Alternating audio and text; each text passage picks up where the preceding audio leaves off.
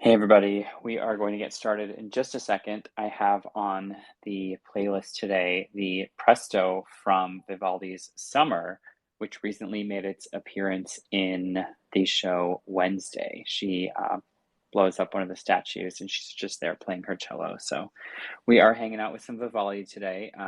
Elena, I requested, or I sent you a speaker request to come on stage. I don't know if that went through, so if you want to come up whenever you can, that'd be great. Doodles, great to see you. I was in your space earlier today, and actually you featured one of Elena's tweets, which I screenshotted and sent to her. So it's always nice to have. There's Elena. Hi, Elena. Hi, Jim.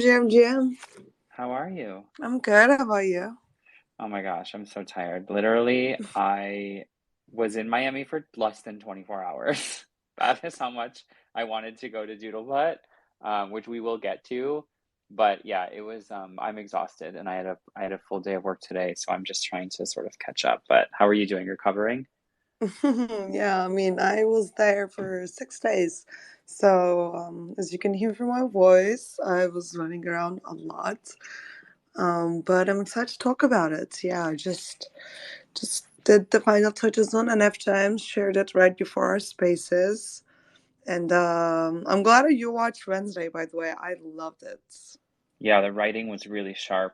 The costume design was excellent, and then the scenery, like the settings, were just great. I did think there was some like the plot could have been like maybe a little bit better, but I'm not going to take away from all of its other achievements. But listen, we have a lot to talk about, so let's get started, and then we will continue with the show. So, hi everybody. My name is Adam, and I am the head of community here at Rarible. I look after our social and community efforts, including Twitter, Instagram, Discord, and of course, Twitter Spaces. This is a space where we recap the news and we discuss the latest industry developments. And the idea is that we pull topics from each of our respective newsletters. So Raribles is called Right Click Recap, and then our other host, Elena, has one called NF Times. And we want to bring you the latest news in the Web3 world. Elena, over to you to introduce yourself. GM, I'm Elena. I published weekly Enough Times newsletter and write about different topics around Web3 and Metaverse. And we do these Twitter spaces with Adam every Monday where we dive into different topics with, like Adam said, from variables and my own newsletters. And today we're going to talk about our Art Basel experiences, what happened. We're going to touch upon what's new for certain projects like Doodles, and also mentioned what's been happening in Elon Land, which is Twitter, and FTX's crazy New York Times interview. And I also want to mention some stuff about Chat AI. I don't know if you tried Adam, but it's very fun and it's going to be a good episode. Yes, I'm very excited. Just starting off with our normal disclaimer, nothing you hear today is financial advice, and we always encourage you to do your own research, particularly because I want to open today with some macro sentiment, particularly around ETH and Bitcoin prices in particular.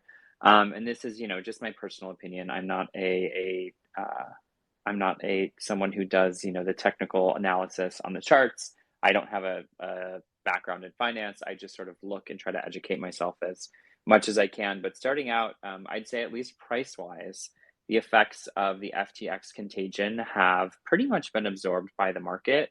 We've even seen some small rallies, such as BTC moving back into the 17,000 range, and ETH going into the 1300 range. So those are small rallies. They do come back down, but we're not seeing, the technicians were all saying, oh, we're going to go to the 10,000 level, of support or, something like that for Bitcoin, which we haven't seen. I think we've seen 15,500 was at least the bottom for now. I mean, of course, anything can change as we know. And if any other, exchanges are either liquidated or have to file for bankruptcy, that could have some negative effect. But I think, the effects have been pretty well absorbed by the market.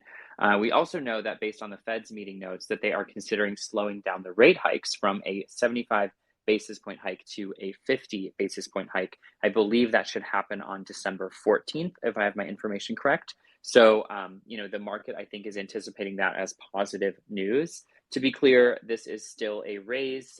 It's a slowdown, but not necessarily a pivot. However, given everything that's going on, this is like the best news that we can hope for. So I think the market is going to take it well, particularly if there are dovish sentiments around this slowdown. So I think the market will react positively. I think there's going to be a jump, particularly through the holidays as well.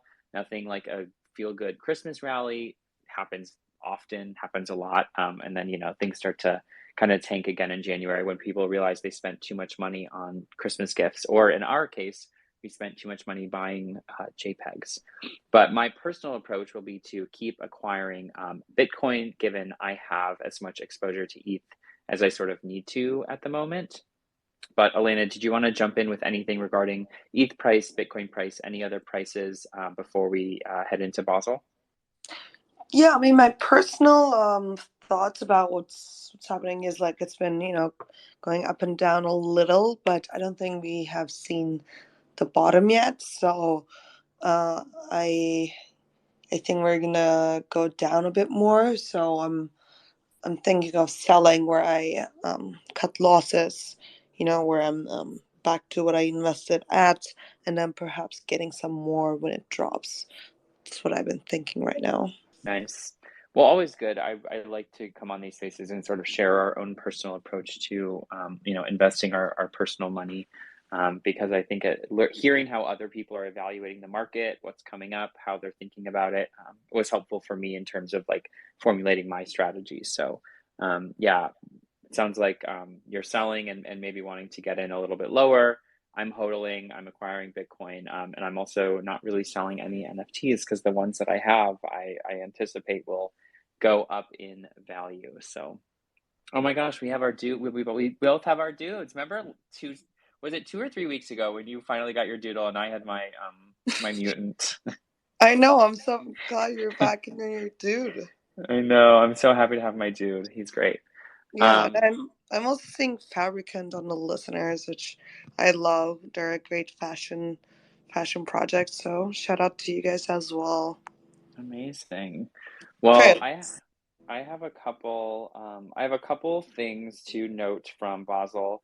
For those of you who just joined, I flew into Miami Saturday morning at like 9 a.m. and then I had to come back to New York Sunday morning at like 6 a.m. So I was there for less than 24 hours, but I did get in a lot, which was great. I got in pretty much what I wanted to.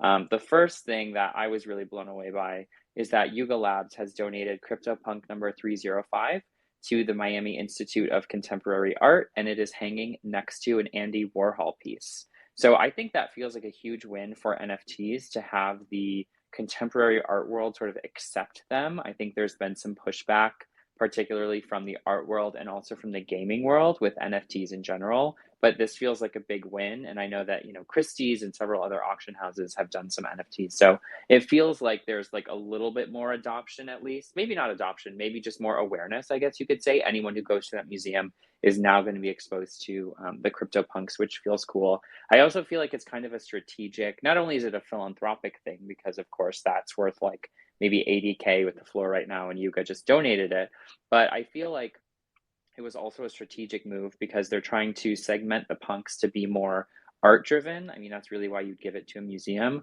while Bored Apes are more PFP and utility driven. So I think they're sort of carving out their niches and creating um, those separations within their own ecosystem, which I think was smart. Elena, I'd love to hear your thoughts on Doodle Putt. Okay, yeah, it was, I think, one of the best activations for sure. What was good is originally had my slot Saturday night, but we just like showed up Friday 12:30 and we could, do our play our mini golf and check out the drinks. There were free coffee. We talked with a bunch of people. Pharrell was there like 30 minutes before we were. So that was cool. We heard rumors that like Serena Williams might be there. I haven't seen her, but I thought it was an amazing activation. The theme was really cute, very well done. I didn't do one hole in one in the last one, which you could do to win a free doodle. I couldn't do that, but I thought the experience was amazing. How was yours? Yeah, I agree. I thought it was incredible. I think that, Doodles was smart, particularly with how they've done activations in the past, but particularly with how they approached Art Basel. I think there were a couple things they had in mind. The first of which is you can be one of many parties, or you can be the party that people talk about. And I really haven't heard another, other than maybe like World of Women, I really haven't heard about one other particular event that took over the timeline as much as Doodles did. And I follow a bunch of Doodles, so maybe it was just because of who I was following. But I really feel like people are leaving Basel being like, wow, okay, like Doodles really showed out. I feel like that is like good for the holders. I also think that they made it accessible to a degree to non-holders as well. There was public admission. I think you did have to pay, but people could still experience the Doodles world. People could still experience, or even just look in and see like, oh, what is this? And that is just better for like mass market adoption as well. It's just introducing people to the brand and letting them experience that way. And I think this comes at a great time as many of us are anticipating Doodles 2 announcements. So it just was like a really great way that they created value for the holders. They created value for like the general public to come experience. It was really smart. It was really well done. And I was like just very happy to be there. Totally. My only critique is merch was way too expensive. So I like couldn't get it because it was just I wanted to get it, but it was a little too high priced. But Yeah, speaking of, NFT merch. yeah, I know. I want like free merch if I'm getting that NFT, but whatever. I want to talk about World of Women.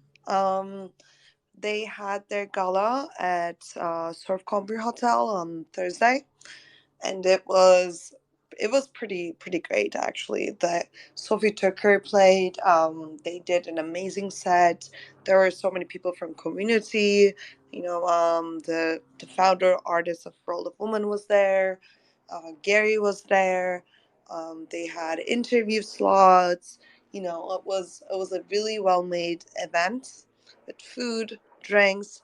They had actually like glitter drinks with like glitter, which was called, World of Women Galaxy.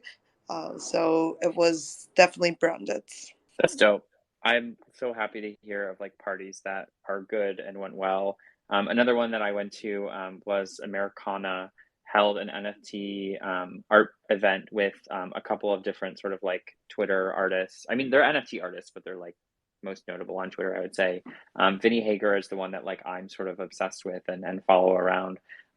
He has his like collection of all hand drawn one of ones called Letters. But they had several other artists at the Frost Science Museum, which was cool. And it was Vinny painted like a live painting, but then also there they had just some sort of like different things that I haven't seen at parties. So, for example, you could get your aura photographed. You could do sort of like an oxygen bar type thing where you'd put the nozzles, in your nose, and it would like give you oxygen. You Because it was at a museum, there was like a aquarium. They were like salvaging and growing coral so that they could replant it back in the ocean. Like it just was a cool overlap between art and science that I personally really liked. Um, Another party that I went to was Adidas to celebrate their metaverse fashion collection.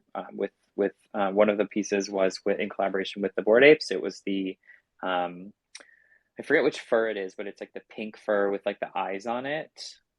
I forget what it's called, doesn't matter. But Pusha T performed, but I left before he went on because I don't know any of his music, and I didn't want to just like stand there to like be there. I'm like getting to that age now where I'm like I'm old and like I just get annoyed if it's like too loud. I don't know the artist. I don't have people that I know. I'm like I'm leaving. So I went home to take a nap, and then I actually fell asleep for the whole night. I did not get back up. That was not intentional, but I did not go to the Doodles party and I did not go to the Yuga party either. I guess my body just needed sleep. So that was sort of like the end of my Basel experience. And I had to get up at like 5 a.m. I to don't go know, to the that's pretty airport. funny. I'm just lame. I know. I'm sorry. There's like people. I feel so bad because there's Doodles out there who are like, I would give my left leg to go to this party, and I fell asleep. Dude lifts. I'm really sorry. I wish I could have swapped places with you, but I was gonna like change my flight initially to go to Doodle's party, but then it was like too much, so I didn't. But that's pretty funny. Well, I hope the Americana sounds amazing, by the way. Was that the one that Danny Cole, Creature World? I think he was at the museum you were mentioning. I couldn't get there, but Creatures had a moment there too. Yeah, Danny Cole was the artist. He was one of the artists that they hired to do one of the live paintings. Oh, okay, cool. Yeah, I really Yeah. like him. I met him in New York, and we had like a he was doing the psychic reading thing. I was like the Mm. last person to do it at like 2 a.m., and it was a pretty cool moment. Yeah, that's awesome. Yeah, there's some like really cool art. There's like, of course, there's always like an artist community. I think based on like my time in the space, there's like the generative artists, like Tyler Hobbs and Matt Kane and like all of the art blocks. Oh, by the way, I met Eric. I met the founder of Art Blocks in line at the airport, which was actually pretty cool. I was Really? like, yeah, I was like, hey, do Snowfro? you have like, yeah, I was like, do you have a an extra chromie squiggle? He's like, no. But I figured I'd shoot my shot. Well, I saw one of the Rarible co-founders at Art Basel because he Oh, was nice. wearing a Rary Gang shirt, and I was like, "Hey." Oh, nice. I um, actually designed. I did that. It was like a very small. Oh wait, you did you get one? Did you get a Rary of Gang? course, yeah. Oh yeah. Okay. Yeah, I designed those. So I'm glad he actually wore them. Our new business person wore his as well, and I was like, thank you because these were expensive. Nice. Well, I think I have like two other events that I thought were really, really well done. One of them is the Gateway by NFT Now. They like took over a whole block. They had, where they had held their panels, but also an amazing curated exhibition. Like the actually like the creation was so well done because it was like a dark rooms, really quality screens, and the titles were also like written in screens, so it was super cool. Artifact had a booth, Instagram had a booth, MetaMask had a booth, like not even booth, like their own kind of stores. We definitely hung out by Artifact a bunch. They told us about the egg drop, and kind of they did had like IRL crypto kicks there. So that was super cool. Instagram was mentioning, their own digital collectibles and how that you can mint it there. So it was one of the best activations for sure. Oh, nice. Yeah, I'm curious. Like, it's really hard for me to get a read on like artifact and clones because the floor is relatively stable, but definitely took a beating after eggs dropped. I mean, the floor right before like this Project Animus thing that's going on, it was around 9. And then it must be just the flippers or like the yield farmers dumping because they could, dump at 9 and then they could also dump their egg for a profit. But, if you bought at 9 and then the floor went down to 7, but you got an egg, which is worth less than an ETH now, you would be sort of not even whole. So I think long term, it's probably still a great move. I mean, it's Artifact, it's Nike. It's just hard for me to get a read on like who the community is and like what the vibe is versus like I think for Doodles, it's very apparent. Maybe that's because I own one, but Artifact still is sort of like eluding me. Did you get a sense of like who was there, who the people were? Like, are you bullish? Yeah, I mean, Artifact is difficult, right? Like what I know is eggs will be their second, like kind of PFB like collection. It's going to be little animals that accompanies the CloneX people. And I like the arts. I like the concepts. I think they're just what my understanding of the community is. It's going to be like characters wearing, maybe being utilized in Nike advertisements. They had a whole like a screen of CloneX characters wearing crypto kicks. So I think it's more like a hype beast situation. That's the vibe I'm getting. Got it. Yeah, like the streetwear Nike people as opposed to like the exercise Nike people. Yeah, I think so. Yeah, nice. Yeah, it's interesting. I know that you and I talked back and forth. We're like, hey, should we get a clone together? Should we not? I'm kind of like, I don't know. I'm not saying it's not a great investment long term. I think like in 5 years, will having a clone be beneficial to you? Sure. Am I so bullish that I would be willing to invest in one now? I don't think so. Fair. It's a fair point. Yeah, I'm more bullish on Doodles right now, I guess. Yeah, I mean Doodles too, and particularly Yuga as well. That was another one of the things that we had in the title that I just wanted to quickly shout out is ape staking has gone live today. Also, if you own the ape token as well as a bored ape or a mutant ape, you can stake certain limits of ape coin. I believe there's also an option if you own a kennel club, which are the little dogs, but you have to pair that with a mutant or with a bored ape, I believe. You can't just be, a kennel and stake. But interesting, it's the front end that was built by Yuga Labs' partner is not available in the US, so it's geofenced. A lot of people are speculating because of the open SEC investigation into Yuga, which I personally am not taking as a bad thing. I'm saying, wow, the SEC went directly to one of the most successful NFT projects ever, if not the most successful, to learn what are these assets, how are they being used, how are they being bought and sold. I don't think it's an investigation in the sense that it's criminal. I think it's an investigation in a discovery type of way to inform legislation and potentially to inform regulation. So I'm not personally worried about it. I recently bought a Yuga asset, so I feel fine.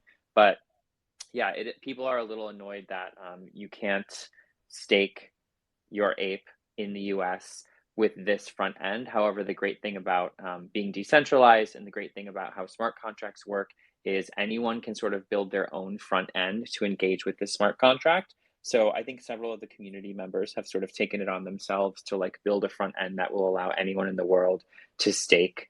I think the tough thing there is because a lot of the apes KYC'd in order to get the ape airdrop, if they do stake, that could be seen as subverting in some way. I'm not sure if that would ever, be seen as bad by either the government or by Yuga, but hey, who knows? I guess we'll have to see. Another thing, though, that is driving a little bit of demand in the market beyond staking is the trial of Jimmy the Monkey, which not no one really knows much about. However, it's going to go live around Christmas, and it's been mentioned in their roadmap. So people are speculating it'll be a big event. There have been some rumors of a new collection, but a lot of them have just been squashed. There's really no solid evidence. And I think people are just excited to see Yuga build more lore into the existing collections. So, we will have to see what happens there. But I'm excited because the mutant floor is hovering right below 14 right now, and I got mine for 12. So I'm already up to ETH there, and I fully expect, it to continue through Christmas into the new year to maybe get up to 15, 16. So I am bullish on Yuga. That's nice. Thanks for the rundown. Yeah, I just want to mention that Vayner also hosted a V-Day at Scope with booths, activations, and it was for their clients entering Web3, and there was talks during the day, and Kytron that was playing at night, which was pretty fucking dope. And if you want, we can move on to some of our other news. Yeah, let's do it. Tell me about the chat AI because I have a FUD opinion, but I want to make sure that you get your moment to talk about it first. Amazing. Also, before we move on to other news, to our listeners, if you have a question or thought, we're gonna invite your questions and thoughts at the end of the space. So stick around and feel free to request. And for Chat AI, okay. So I mean, I'm sure most of you have seen it in your feeds, but the company who also did DALI image generation, OpenAI just launched a new chat platform. So basically, you can type whatever you want. That can be a question about something factual. It can be solving coding problems, creating DALI prompts, finding recipes by only typing what you have in the fridge, or writing essays about algorithmic bias. Anything that you have in mind, you can basically type it, and this chat AI platform answers you in a very extremely smart and interesting way. And I think this is like I'm not joking. I think this is one of the top like biggest product launches in the last 10 years. I'm very bullish. Tell me So what you think. I'm gonna share some examples.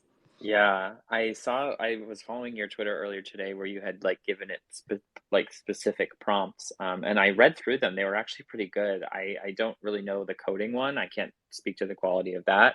I think for me, I'm like I anytime there's something new, I don't know if this is my personality or the way I was raised. I just have sort of like a skepticism about it as opposed to having like enthusiasm about it, particularly because in this type of scenario, whoever is engaging with the chatbot is also training the chatbot.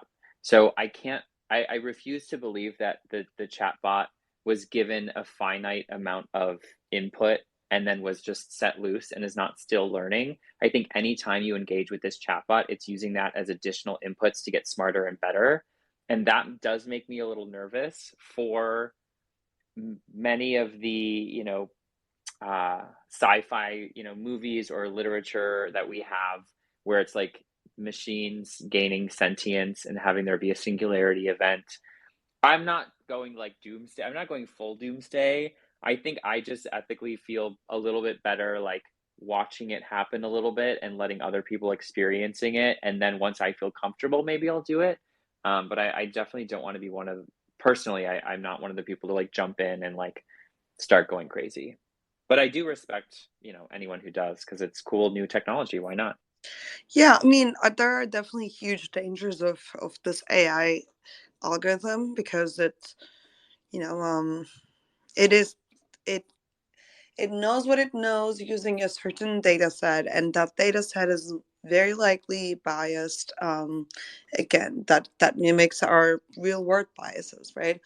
I have been like trying it a bit, and like for example, I don't know if had like it can't be like too ethical, I guess, but they're trying, and we were trying with like my roommates, and not me. One of them said like just type in like how to become a prostitute, and it said you know it didn't answer. It said, oh, if you're like having money troubles, like feel free to reach out to these people, like these kind of things, whatnot. So it didn't say so, but then people like found different ways to do that, because it wouldn't say like how to build a bomb either. But the what I'm like so bullish on is you can you can brainstorm with this, right? Like I talked for half an hour. I said, let's write a story together. You know, what should be like, ask me questions like what should be the main character's name, what should be the plot, and it would like create something, give me prompt options, and I would say, okay, let's do prompt 4, but let's change these things, and then it would instantly understand and then utilize our previous conversation into making a story, which it could write your story or you can brainstorm different ideas with it. I what I thought was really cool is, you can have 10 ingredients at home, not sure what to cook. I said best vegan recipe with spinach, ginger, orange juice, tomato, Brussels sprouts, like random stuff that I thought of, and it's literally just made a recipe for me, which is life changing when you compare to how you can Google stuff and then what you can find out. You have to find a link. Is that good? You have to go through ads, but this is directly question answer, and I think it's dangerously and weirdly and interestingly and maybe like it can frighten you, but I think it's fucking crazy. Yeah, it's dope. I absolutely see the upside in any like creative endeavor, like you were saying, with like a machine being able to like simultaneously process hundreds, if not thousands, if not millions of different, options and then learn from previous conversations and help you personally refine ideas. I think personally, where I get a little bit worried is more on like the downside of things. So for example, like during the election, we saw, at least when I was working at Twitter, there were a lot of bots that were being trained to mimic how like millennials would talk.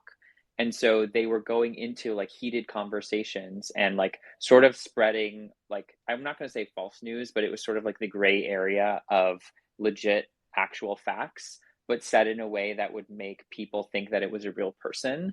And it was actually like misleading people. And so I'm not here to say that impacted anything. I'm just saying we saw that, and that is a little bit scary when any entity can show up on the internet, seem to be human, persuade groups of people into then going and making action in the real world. So when I talk about being a little bit suspicious, it's not because I think that, machines are going to take over the world. I just do think there are some bad actors who are very smart and have agendas and would be able to use this technology at scale to, come up with ways of doing whatever.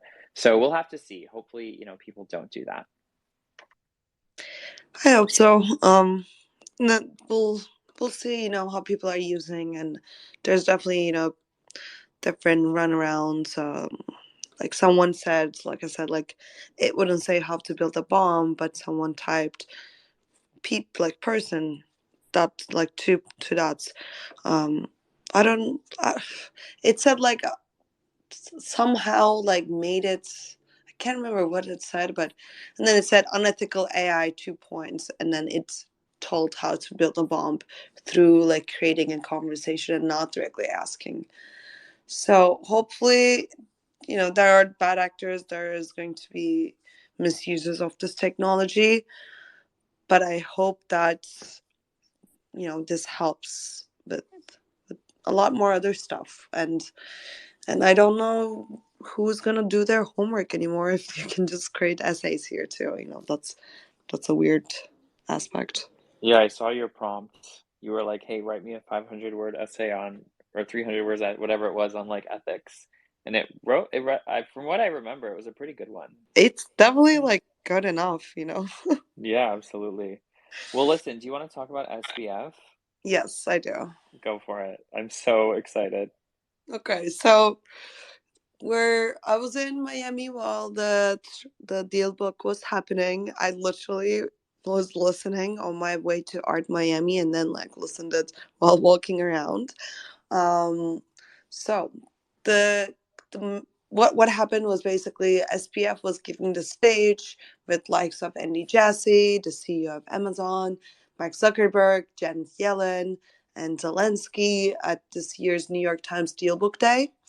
And Andrew Salkin did an interview with SPF, and the main question people were asking around was, "Do you believe him? Do you believe him?"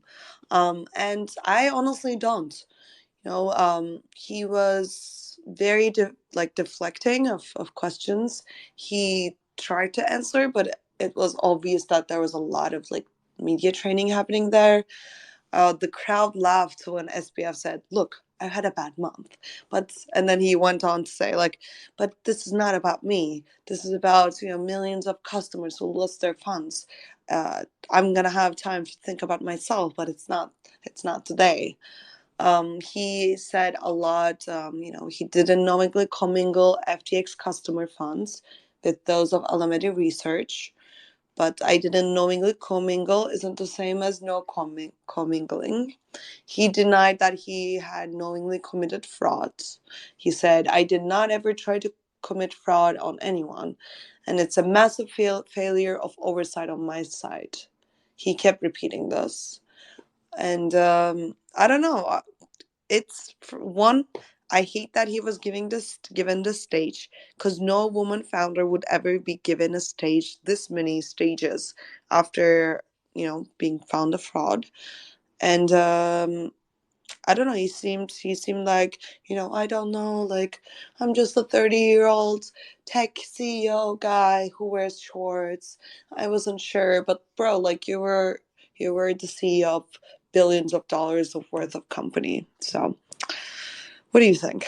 I agree with you that the the bar for like professionalism and the bar for how these media outlets have been covering this story, the bar is so low that it's practically in hell. Like it is unbelievable how these outlets have not been holding him accountable, how news outlets are giving him stages, opportunities to talk. Um, it, it it's such a it shows to me at least, or suggests to me, just a gross misunderstanding of the situation and also just of the severity of this impact. I mean, it's like he still is not in custody. And Caroline is in New York right now. She's not in Hong Kong. She was photographed at a coffee shop in Soho yesterday. So it's like kind of wild that these people are like running around and just out in broad daylight at conferences, at coffee shops. Like, does anyone else want to just acknowledge that they lost billions of dollars of people's money? So that's why it's really like I'm flabbergasted. It's hard for me to even articulate like how frustrated I am and how disappointed I am, not only with the traditional media, but also with lawmakers and regulators, because they seem to be in the pocket of SBF. And then, of course, you also have this sort of tangential story where SBF was a very big political donor, particularly to one side of the aisle as opposed to the other. And that particular party is in power and could find ways to exonerate him or not hold him accountable. I mean, it really just gets kind of messy. And Oh, so, I wanna, sorry to jump in. He did say that he donated equal amounts to left and right, but because of, media coverage badly towards the right, he did all of those donations dark. yeah, and I mean, he frauded people out of billions of dollars. I don't believe him for 1 second. I do appreciate you bringing that up because I didn't know that he had said that, but I absolutely don't believe the truth of that statement from him. Um, it's Mhm. just, yeah, so it's really a tough situation.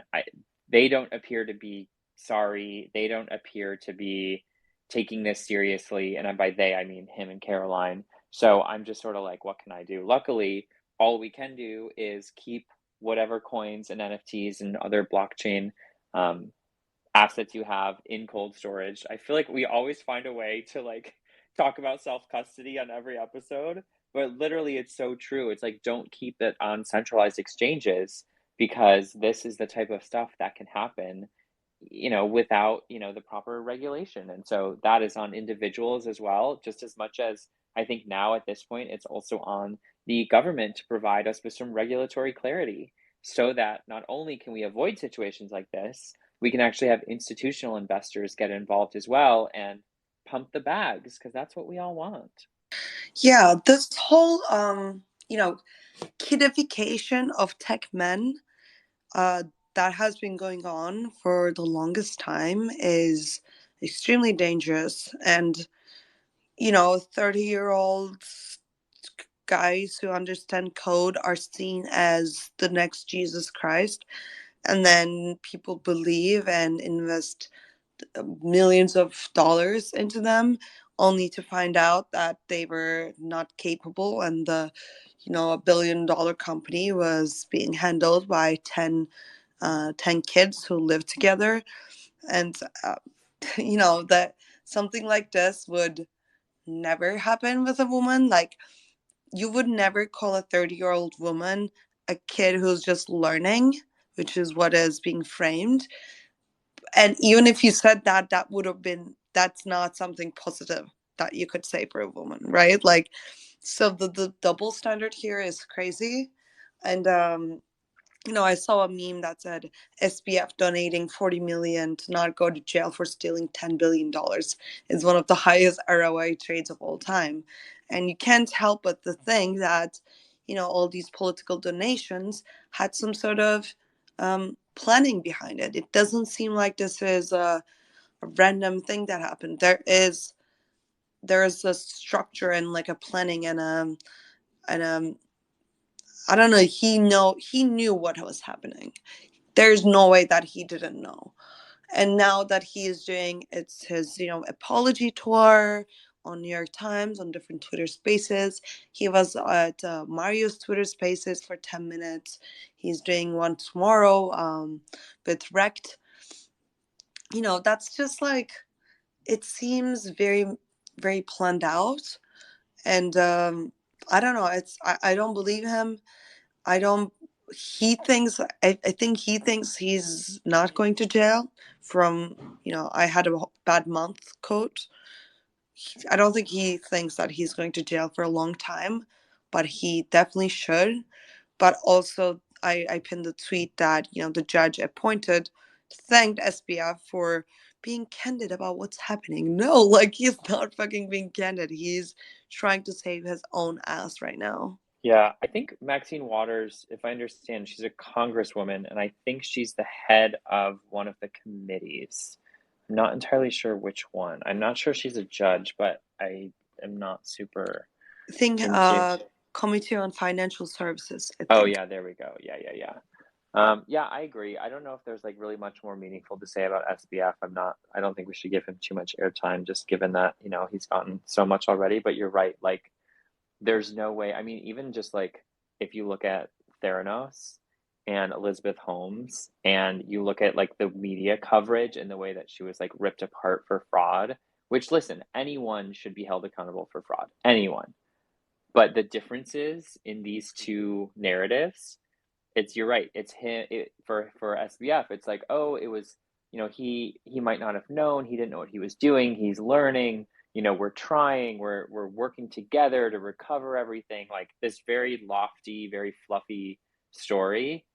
And then with her, it was like demonizing her for everything that they did. So like I said, anyone deserves to be brought to justice for fraud, but you can just see how this plays out for white tech men and for women. So I think that is unfortunate, but should we move on to another white tech man by the name of Elon Musk? Yes, please. Yeah, this is our next story, and feel free to. By the way, feel free to if you have a question or comment, request, and after this story, we will invite you up. So there are two main stories happening with Elon since we, last talk that is also still relevant because some things that he does goes away. But one of them is the Twitter files, so-called Twitter files. Matt Taibbi posted a thread showing former Twitter employees debating the decision to restrict sharing of the story about Hunter Biden's laptop in the lead up to 2020 presidential election. And as if people know, it was suppressed, and then I think the story was actually correct, but and then it was a whole like the political people get involved in pushing the story away, and what came out was there were some discussions among Twitter people in deciding that they should suppress it, but there were no political involvements found. But Musk was hyping the release of the Twitter files, saying that they will expose how Twitter has been engaged in quote unquote free speech suppression. Do you have any thoughts?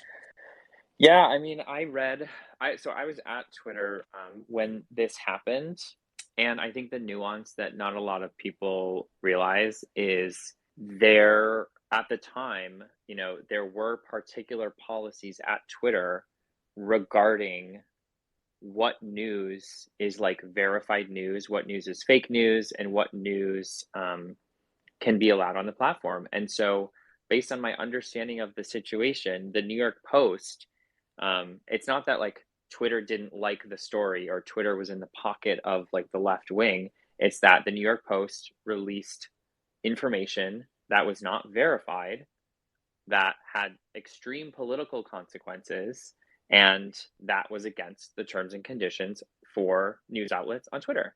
Like, you just can't release information that's not verifiable and true. And so, if it comes out true later, great, then it's allowed. Then let's all, deal with it then. But at the time, there were details about that story that were unconfirmed, that were unverified, and could have had extreme consequences. Um, and so that's why the story was not allowed on Twitter. It's not that Twitter had anything against the New York Times or the New York Post, excuse me, or against the story in general, given its political angle. There's a policy. You can't break the policy, point blank. And so for, him to publish this thread, to dox Jack's email address, to dox certain other high-ranking officials who were in charge of this, I think was irresponsible for a journalist. I also don't know really what the point was, where essentially all it was a bunch of high-ranking people deciding where within the gray area does this fall. They made a call, and that it just happened to be that way. Like people at various levels of any organization do that every day. At work, I do that where I'm like, hey, does this fall within our community guidelines? Well, they said this, but they meant this, but they used this particular word. I need to figure out, are they paused from the Discord? Are they banned? Are they, it's like people do this every day. And so I've seen the phrase like nothing burger. That to me, reading it, it just ended up sort of being like a nothing burger. Like, I don't know what Musk or anyone else intended for this to be, other than someone made a call. Maybe it was the right one, maybe it was the wrong one, but based on the information they had at the time and the policy, they made a call. And so, yeah, I'm not sure what this says about Twitter in the larger sense. Yeah, I don't know. Well, the next story that happened was with Apple. Over the past week, Musk has been taking shots at Apple. He first said, "Why does Apple hate free speech?" after they stopped advertising on Twitter. And then he went on to say, well, he said like, "Oh, the secret of Apple is a 30% tax it takes of people." And we were like, it's not a secret if you're like anyway related to or like follow Apple News.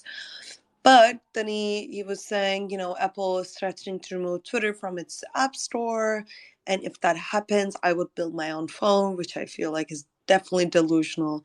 Apple and Samsung have a duopoly about smartphones, and it's definitely not that easy to make a phone. Probably way harder than making a social media platform, which is in itself very difficult.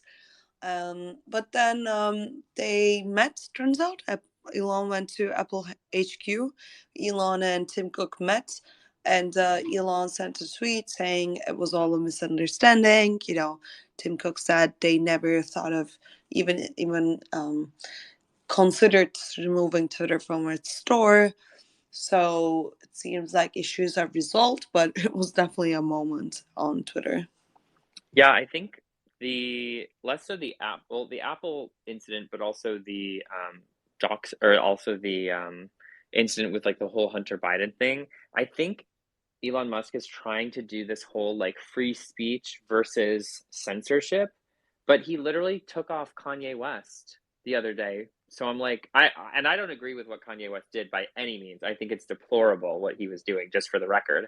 What I mean to say is he's he's censoring people just as much. You know what I mean? So I'm sort of like, where's the consistency? And then it makes me think, oh yeah, wait, he's waking up to the fact that people unchecked will often, there is a small segment of people who will go off the rails, and then they need to be checked. And so I think he's done that with Kanye West. But once you start regulating people, then you need to start creating a policy.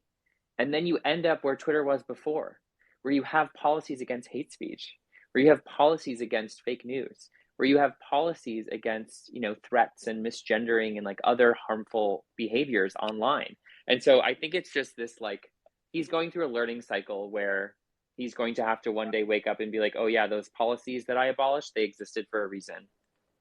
Yeah, I mean, I don't think I believe that all the guidelines are still the same. Like nothing on that front changed. What he did was like one like bringing back everybody who was permanently blocked to give them a second chance. I guess kind of random, unnecessary.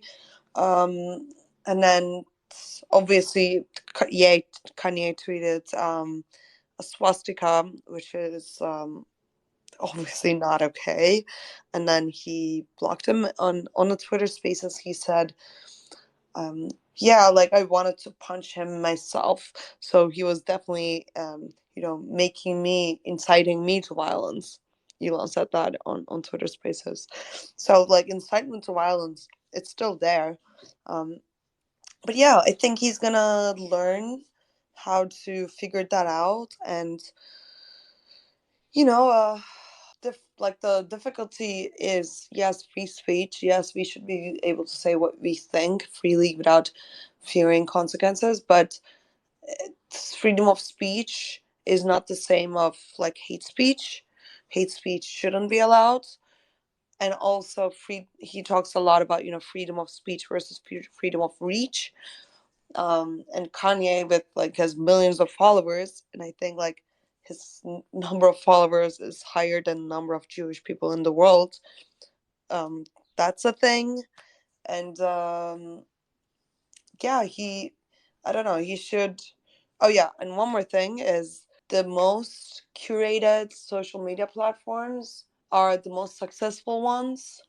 So I don't know how that's going to play out here. Like TikTok is the most curated one. You can't even type words like death or depression.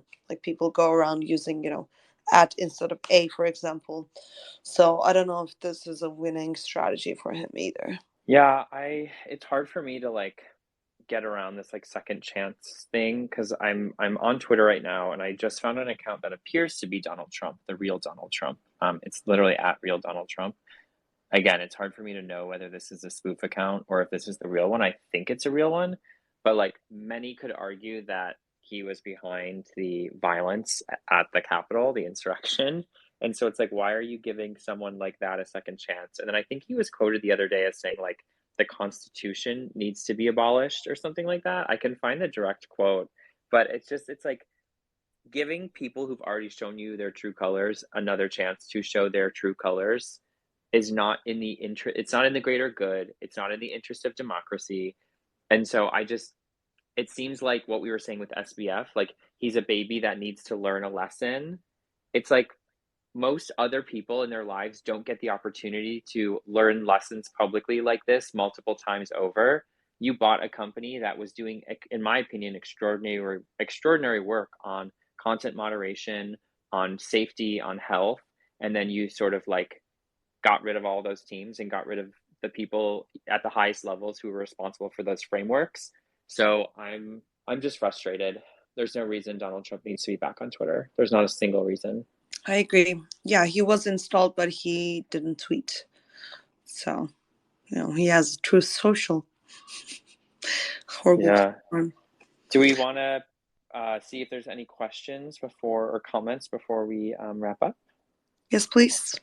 Awesome. If there's anyone in the audience who wants to make a comment, really about anything we've talked today, about South by, about Doodles, about yoga, about what else have we talked about? Free speech, about SBF, about Twitter. We definitely welcome opinions and we welcome people to share their perspectives. That's how all of us learn. That's like the point of spaces, is people get to talk and maybe educate each other. So please, we'd love to hear what you have to say. I'm ready to bring people up. I don't know, Doodles, if you want to come up and share anything from your space earlier. No, it's okay. We got some we've had some shy weeks, and then we've had some other weeks where it's like people have been coming up and like really sharing. So I maybe it's know. just a quieter week. I mean, everybody's tired, right? Like, I'm tired, you're tired. It's a lot is happening. But maybe I wanna give some positive notes. I wanna, it's December 5th.